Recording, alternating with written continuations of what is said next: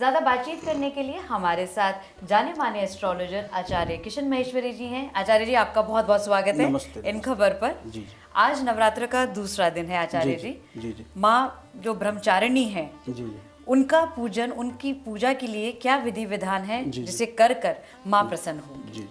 देखिए, नाम से ही पता चल गया होगा ब्रह्मचारिणी, यानी कि हमें एक विशेष ये चीज़ फील होती है कि हमें ब्रह्मचारी का पालन करना चाहिए। मानसिक, आर्थिक, शारीरिक रूप से शुद्ध पवित्र रहना चाहिए।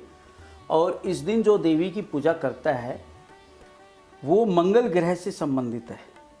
मंगल यानी हनुमान जी, वो भी ब्रह्मचारी, तो मंगल ग्रह से ये संबंधित है। अगर किसी जातक मंगली है, उसका विवाह नहीं हो रहा है, तो आज के दिन माँ को एक नारियल उसमें लाल कपड़े में लपेट के अगर भेंट करता है, लाल रंग की चुन्नी को भेंट करता है, या उनको मिश्री का भोग लगाता है या सफ़ेद चीज़ का भोग लगाता है, चीनी या मिश्री, खांड वगैरह जो भी घर में होती है, तो उस जातक का मंगल बैलेंस होता है। और रोटी पे गुड़ रख के और या मीठा रख के गाय को खिलाता है तो भी मंगल बैलेंस होता है आज के दिन, परंतु माँ का नाम लेकर के। ऐसे तो रोज़ लोग खिलाते हैं, ब्रह्मचारिणी का नाम लेकर के। ब्रह्मचारिणी देवी को मंगल ग्रह से है, मंगली लोगों से है, ब्लड से संबंधित अगर किसी को कोई रोग है किसी भी तरह का, तो वो उसका ठीक होता है। स्त्रियों का मासिक धर्म अगर गड़बड़ा रहा है और ब्रह्मचारिणी माता की कोई पूजा करती है विधि विधान से, तो उसका साइकिल बिल्कुल टाइम पे और उसकी ये समस्या हल हो जाती है। ब्रह्मचारी माता का मेन अर्थ जो है, समझ में जो मेरे आता है पर्सनल, जो मैं अध्ययन करता हूँ, वो किसी मंदिर में जा कर के अगर वहाँ बैठ के पंडित जी अगर बैठे हैं, पंडित जी से निवेदन करते हैं कि आप आज हमारे नाम से राम रक्षा स्तोत्र का पाठ कर दीजिए, 5, 7, 11 जो करा सके, जितनी सामर्थ्य है। नहीं तो एक पाठ जरूर खुद स्वयं सुनाएं, 10 से 15 मिनट लगती है। राम रक्षा स्तोत्र का पाठ अगर माँ को कोई आज के दिन सुनाता है तो उसके अनेक समस्याएं हल होती हैं। आजमा के देखिए, करके देखिए, अगले नवरात्रि का इंतजार करेंगे, मेरी गारंटी है। अब मैं आपको बताता हूँ, अगर किसी जातक का विवाह नहीं हो रहा है तो मैं बताता हूँ, माँ को एक लाल साड़ी और एक ब्लाउज और थोड़ा सा सुहाग का सामान, स्त्री पुरुष दोनों, ये माँ को श्रद्धापूर्वक भेंट करें तो निश्चित उसकी शादी अगले साल नवरात्र आने से पहले हो जाएगी। श्रद्धापूर्वक, मैं बार बार रिपीट कर रहा हूँ कि इसमें भाव की आवश्यकता है। हम भाव के साथ अगर कोई कार्य करते हैं तो ईश्वर, मतलब भगवती, उसकी ज़रूर सुनती है। तो आप सभी को मेरा यही निवेदन है कि उस दिन मिश्री का भोग लगाएं, माँ को लाल वस्त्र भेंट करें, सुंदरकांड का पाठ सुनाएं, राम रक्षा स्तोत्र का पाठ सुनाएं, और कोशिश करें गाय को रोटी पे गुड़ या शक्कर रख के जरूर खिलाएं। और माँ के लिए क्या कोई यहाँ पे विशेष पूजा अर्चना या कोई आरती कुछ ऐसा है अगर जिससे करेंगे माँ प्रसन्न होंगी? देखिए, विशेष जो है शाम वाली आरती अगर कपूर से की जाए, केवल कपूर, एक तो घी से होती है सुबह वाली, शाम को कपूर से माँ की आरती करें और उसमें थोड़ा सा गुड़ डाल दिया जाए तो माँ बहुत प्रसन्न होती है। और माँ का स्मरण करते रहिए। और दुर्गा स्तुति का विधान मैंने पहले एपिसोड में बताया, आज फिर से बता रहा हूँ। 9 दिन अगर लगातार वास्तविक कोई जातक दुर्गा स्तुति का पाठ करता है तो मैं गारंटी देता हूँ उनके जीवन में समस्या नहीं रहती है। टाइम लगता है 1.5 से 2 घंटा, ये सोच के ही करें, पहले अध्ययन कर लें। और हिंदी वाला भी आजकल आ रहा है दुर्गा स्तुति, तो आप हिंदी वाली पढ़ लीजिए। संस्कृत में बड़ी थोड़ी सी गलतियाँ हो जाती है, त्रुटियाँ हो जाती हैं, तो गलती ना करके आप हिंदी वाला पढ़िए। माँ भाव की भूखी है, भाषा की भूखी नहीं है। आचार्य जी, जिस तरीके से हम लगातार बात कर रहे हैं कि माँ ब्रह्मचारिणी जो है तपस्या और संयम का प्रतीक है, तो ये क्या इनकी विधि विधान या पूजा अर्चना करने से जो लोग थोड़े गुस्सैल हैं, क्या उनमें भी थोड़ा संयम आता हुआ दिखाई देता है? 100%, क्योंकि मंगल ग्रह से हैं। इस देवी के दर्शन अगर ये लोग करें जिनको मैं अभी बताने जा रहा हूँ, police, army, military, defence, IAS, IPS, सुरक्षा विभाग में जितने लोग हैं, डॉक्टर में सर्जन, सर्जरी का मालिक भी मंगल है। और मंगलिक बच्चे जो कहते हैं ना, हम लोग आजकल टिप्पणी यानी कुंडली दिखवाते हैं तो पूछते रहते हैं कि भाई आपका आप तो मंगली हैं, आप बहुत भारी मंगली है, आप आंशिक मंगली है। ऐसे लोग अगर इस देवी की आराधना करें, उस दिन मंदिर जाएं, तो तो उनको कुछ ज़्यादा लाभ होता है, क्योंकि ये है ही उनके लिए ये देवी। तो निश्चित आप मंगल वाले लोग जो मंगला भारी है या मंगल की महादशा चल रही है या जिनकी कुंडली में मंगल अंगारक योग है, मंगल राहु के साथ बैठा है या मंगल शनि के साथ बैठा है, इसे अरसपरस योग कहते हैं, या मंगल नीच का बैठा है या मंगल की महादशा चल रही है या मंगल चंद्रमा के साथ महालक्ष्मी योग निर्माण बना हुआ है, तो मंगल ग्रह से संबंधित कोई भी आपदा हो रही है या कोई दिक्कत आ रही है ब्लड संबंधित, या किसी का मकान नहीं बन रहा है, मकान भी मंगल ग्रह भूमि पुत्र है, भूमि से है, ऐसे जातक माँ की आराधना करें तो उनको बहुत लाभ होता है। दर्शकों का ये भी काफ़ी सवाल आए हैं, क्योंकि संयम की बात हम लगातार कर रहे हैं, तो जो लोगों को गुस्सा आता है तो क्या उनको लिए भी ये माता के लिए विशेष पूजा अर्चना करना ज़्यादा जरूरी बिल्कुल है? बिल्कुल, बहुत बढ़िया आपने सवाल किया है। लाल रंग के फूलों की माँ को भेंट करें, गुस्सा ज़्यादा आ रहा है तो, और वहीं बैठ के ओम दुंग दुर्गाय नमः, ओम दू के ऊपर अंग की मात्रा, नीचे ऊ की मात्रा, ओम दुंग दुर्गाय नमः का जाप 108 बार करें तो गुस्सा बिल्कुल बैलेंस होगा।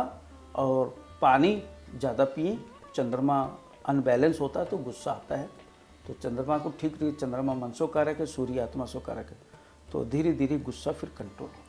एक ये सवाल भी आचार्य जी बड़ा निकलकर सामने आता है कि जब एक टाइम अगर कोई भोजन कर रहा है, खाना खा रहा है, तो वो समय क्या सही रहता है, किस समय तक जो है इंसान को अपना जो है ये अपना फास्ट जो है रात का खा लेना चाहिए?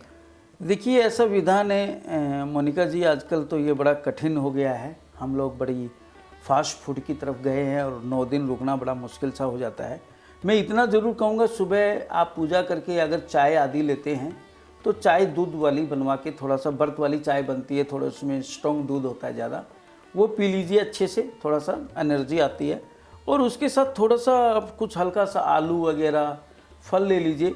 जो फलियार है वो शाम को 4 बजे होना चाहिए, 4 और 5 के बीच में फलियार कंप्लीट कर लेना चाहिए। उसके बाद अगर कोई मुंह झूठा करता है, बार बार खाता है बंदर की तरह, तो वो व्रत नहीं है, फिर वो तो वही बात हो गई, फिर तो खाने के लिए किया है, लोग खाने के लिए भी तो कर लेते नहीं, इसी बहाने नई नई चीज़ें खाने को मिलेगी, वो व्रत नहीं है। व्रत शाम को 4 बजे कंप्लीट फलियार करके और मुंह हाथ धो करके फिर आप माँ का स्मरण कीजिए, या जो काम कर रहे हैं वर्किंग आप अपना काम कीजिए। एक जो आप व्रत के खाने की बात कर रहे हैं आचार्य जी, एक क्या ये ज़रूरी है कि जो भी ये भक्तजन ये फास्ट रख रहे हैं, क्या ये व्रत का खाना घर में बनना ज़रूरी है, या आजकल जैसे लोग बाहर जाकर खाने लगे हैं तो उसमें ये रहता है कि अगर आप घर में बनाएंगे तो चलिए आप अपनी माँ को भी आप एक चढ़ा रहे हैं और फिर खा रहे हैं आप?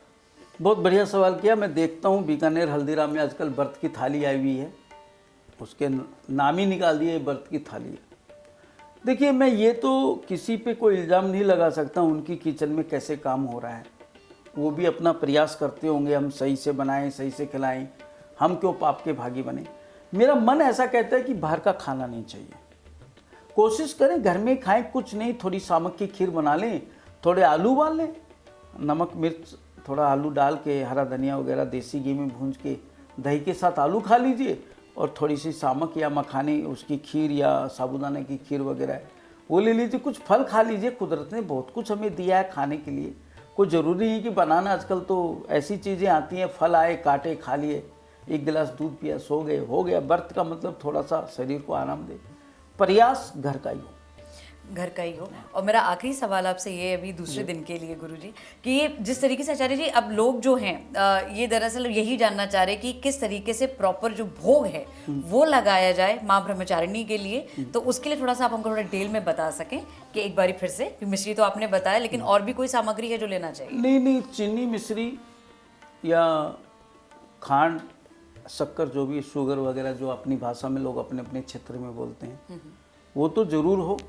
थोड़ा सा हो सके फिर अगर मन है, कुछ बना है घर में माँ के लिए, जैसे कई लोग वो बना लेते हैं मिल्क केक वगैरह, खोआ वगैरह बना लेते हैं, सिंगाड़े का हलवा बना लेते हैं, कुट्टू का हलवा बना लेते हैं, सामक का भी बनता है, मखाने का भी बनता है, कई तरह के पकवान बनते हैं, वो ज़रूर भोग लगाइए, परंतु उसमें चीनी की मात्रा बहुत जरूरी है। क्या सफेद रंग का भी आचार्य जी बहुत महत्व है, क्योंकि आपने जितनी चीजें ली हैं आप सफेद रंग का उसमें देख रहे हैं मिश्री, चीनी, शुगर इसलिए ले रहा हूँ, ये सब मंगल ग्रह से बिलोंग करती है, सब गन्ने से बनती है। हमारे यहाँ जितनी मिठाई है, जितना मीठा चीज़ है, हम चीनी बनाए, खांड बनाए, शक्कर बनाए, बिना गन्ने के रस से नहीं बन सकता। अभी साइंस बहुत तरक्की किया है, परंतु साइंस ने यूं करके किसी चीज़ को नहीं बनाया। साइंस ने कुदरत का सहारा लिया। साइंस ने क्या किया, जैसे गन्ने का जूस है, गन्ना कुदरत ने बनाया, लोहे की मशीन मानव खोपड़ी ने बनाई, उसमें पेला और जूस निकाला, कहते हैं लो जी। अरे ये मानव खोपड़ी का कमाल है मशीन। कुदरत ने क्या दिया, गन्ना। कुदरत ने गन्ना नहीं बनाया, कुदरत अभी तक गन्ना नहीं बना सका।